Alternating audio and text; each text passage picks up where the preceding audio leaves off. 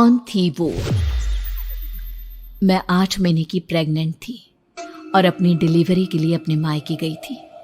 माँ ने मुझे फोन पर बताया, घर के पीछे की तरफ जो खाली जमीन थी ना, वहां पर एक नया कमरा बनवा लिया है। इतने सालों के बाद जैसे ही अपने घर में कदम रखा, कुछ अलग सा लगा। माँ, ये घर के पीछे की तरफ नया कमरा बनवाने की क्या जरूरत थी? अरे बेटा, घर के पीछे दूर दूर तक खाली जमीन है। तेरे पापा को कई दिनों से लग रहा था कि यहाँ पर एक कमरा बनवा लेंगे तो ताजा हवा मिल जाया करेगी। अब तो ये सब छोड़ और चल जल्दी से दूध पी ले। माँ, मैं थोड़ी देर में पी लूंगी, आप सो जाओ।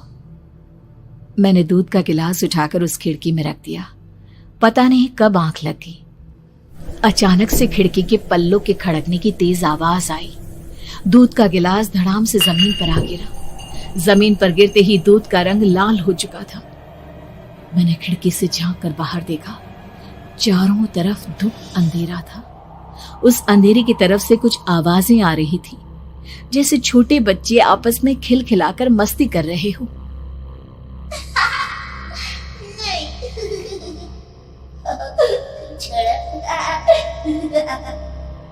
इतनी रात को इतने घनघोर अंधेरे में बच्चों की आवाज कैसे आ रही है?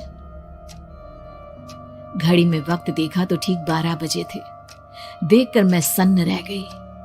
बुरी आत्माओं और भूतों की कई कहानियां मैं सुन चुकी थी। वक्त भी कुछ ऐसा ही था। ऊपर से मैं प्रेग्नेंट।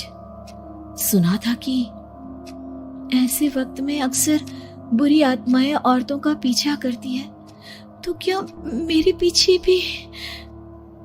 पसीने से तरबतर बड़ी मुश्किल से, जैसे कांपते हाथों से मैंने उस खिड़की को बंद किया। जल्दी से जल्दी उस कमरे से बाहर निकलकर माँ के पास जाने के बारे में सोचा, लेकिन जैसे ही दरवाजे की तरफ पलटी, लगा कोई साया हवा की स्पीड से दरवाजे के सामने से गुजर गया। मेरे गले में अटक कर रह गई। मैं जोर से चीख कर माँ को बुलाना चाहती थी, लेकिन वो आवाज खुद मेरे कानों तक नहीं पहुंच पा रही थी। तो माँ तक कैसे पहुंचती? खिड़की के पल्ले एक बार फिर तेज हवा के झोंके से धड़ाम करके खुल गया और पूरी ताकत से मैं चीख पड़ी। जानती थी मेरी चीख की आवाज सुनकर कुछ ही सेकंड में माँ वहां पहुंच जाएगी, लेकिन ऐसा कुछ हुआ ही नहीं। मेरा कलेजा डर के मारे फटा जा रहा था। आखिर माँ ने मेरी आवाज क्यों नहीं सुनी? इतनी गहरी नींद में तो माँ कभी नहीं सोती। ठीक पीछे खुली हुई वो खिड़की। मुझ में इतनी ताकत नहीं बची थी कि मैं पलटकर उस तरफ देख भी सकूं। हवा का एक सनसनाता हुआ झोंका उसी वक्त मेरे कानों से आकर टकराया। लगा जैसे किसी ने दबी हुई आवाज में धीरे से मुझसे कहा, चली जाओ यहाँ से। मैंने दोनों हाथ अपने कानों पर रख लिए और एक बार फिर ताकत लगाकर जोर से चीखने की कोशिश की। माँ! पापा! मेरी आवाज उस कमरे की दीवारों से टकराकर वापस मुझे ही सुनाई दे रही थी। जितनी ताकत के साथ मैंने चीखने की कोशिश की थी, कुछ ही देर बाद उससे कहीं ज्यादा तेज और दर्दनाक चीख मुझे सुनाई देने लगी। ये आवाज ठीक मेरे पीछे खिड़की से आ रही थी। वो आवाज मेरे कानों में पिघलते हुए लोहे की तरह गिर रही थी। उन आवाजों में हैवानियत थी। वो आवाजें किसी इंसान की नहीं है, इतना मैं समझ चुकी थी। कांप रहे हाथों से मैंने अंधेरे में कुछ ढूंढने की कोशिश की। तभी अचानक मेरा हाथ बेड पर रखी टॉर्च पर पड़ा। किसी तरह ताकत लगाकर टॉर्च का बटन ऑन किया, लेकिन ये क्या? सामने दरवाजे पर 3 छोटी लड़कियां खड़ी हुई थी। उनके हाथ में स्टील के चमचमाते हुए चाकू थे। मैं घबराकर लड़खड़ाई और पीछे की तरफ हटी, लेकिन तब तक वो मेरे पास आ चुकी थी। उनकी गर्दन टेढ़ी थी और उनके हाथों के वो चाकू मेरे पेट को निशाना बनाने को तैयार।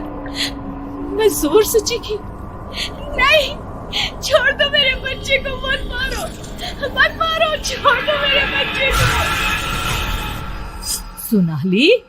सोनाली, क्या हुआ बेटा? तू इतनी डरी हुई क्यों है? उठ बेटा, क्या हुआ? हड़बड़ाकर मैंने अपनी आंखें खोली। देखा तो दिन निकल आया था। माँ मुझे जगा रही थी। मेरा चेहरा पूरा पसीने से लथपथ था। क्या हुआ बेटा, तुमने कोई बुरा सपना देखा क्या? मैं अभी तक अपने पूरे होश में नहीं थी। वो मेरे बच्चे को मार देगी माँ। वो लड़की मेरे बच्चे को। मैंने घबराकर अपने पेट को छुआ। सब कुछ ठीक था। और वो दूध जो रात को यहाँ पर गिर गया था, उसका रंग लाल हो गया था। माँ ने हंसते हुए दूध का गिलास मुझे दिखाया। तुमने दूध पिया ही नहीं, पूरा का पूरा ऐसे ही रखा हुआ है। तुमसे कहा था ना सोनाली, सेहत के लिए लापरवाही ठीक नहीं बेटा। लेकिन मैंने तो सब कुछ अपनी खुली आंखों से देखा था। ये सपना कैसे हो सकता है?